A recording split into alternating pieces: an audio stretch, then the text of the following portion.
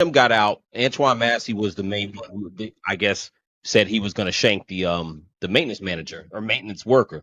So the maintenance Mhm. manager or maintenance worker, I should say, not manager, but he's a plumber.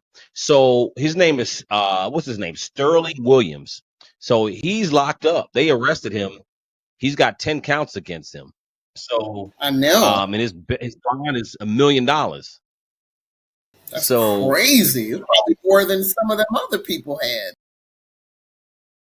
well, you know what? Here's the thing. So I was looking into this earlier, and I'm like, it seems like either he helped them, like willfully, or he's being used as like a fall guy for this thing to blame. You know what I'm saying? So I don't know. The thing is, the story, his story is plausible, right?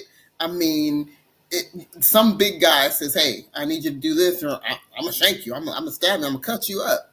That's a right, plausible story, you know. right, But at the same time, it's like, well, I think it was. I don't know if it was one of the prosecutors. I think it might have been a prosecutor. She was giving an interview earlier, and she was saying, "Well, if he was being threatened, he should have brought that to the attention of somebody else." right. So, I mean, You that's know, also plausible. That it could also go makes either sense. way. Go either way. It could go either way. So, So my go ahead, go ahead, I go was ahead. going to say we're going to have to see how that one plays out in court, because see what evidence they have. They've Right, got to have something to back up, some other evidence to support the prosecution anyway, some other evidence to support their theory that he helped them willfully, other than the right, fact that he turned the water off. There's got to be more right. than that.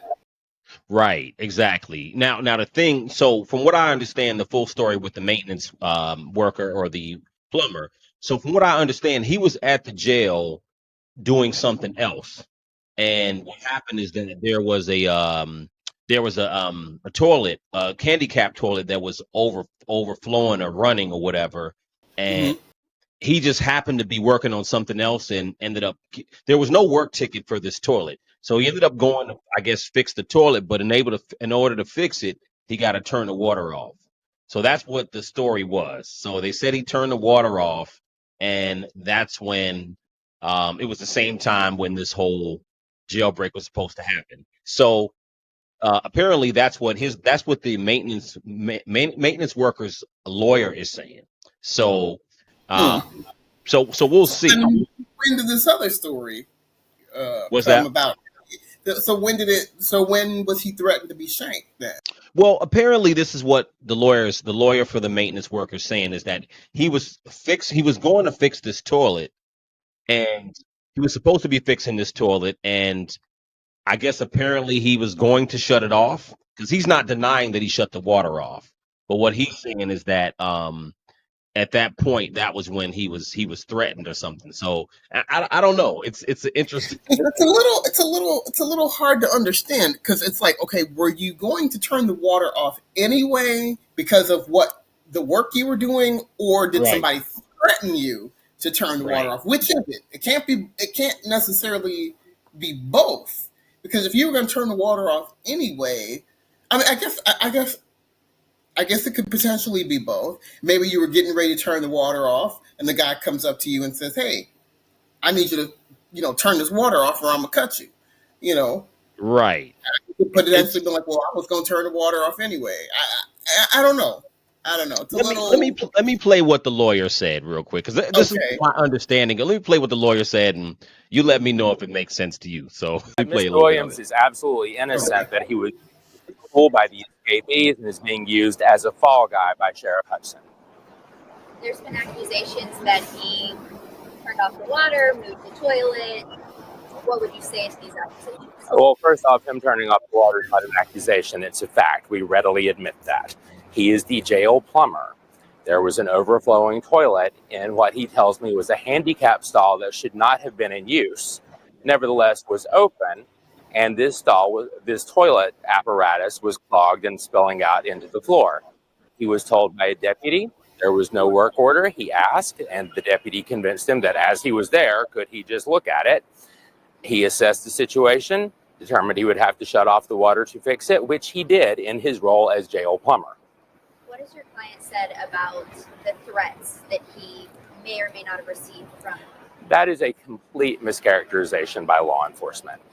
Mr. Williams had a passing exchange with one of the inmates wherein he was assessing the toilet, made the determination he needed to turn off the water.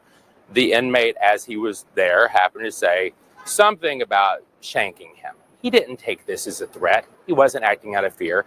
He was taking this as normal jailhouse banter. He reported it during his interview with law enforcement because it is a fact that happened. But certainly, as lawyers and journalists both know, not all facts lead somewhere. He stated it as a fact, which it was.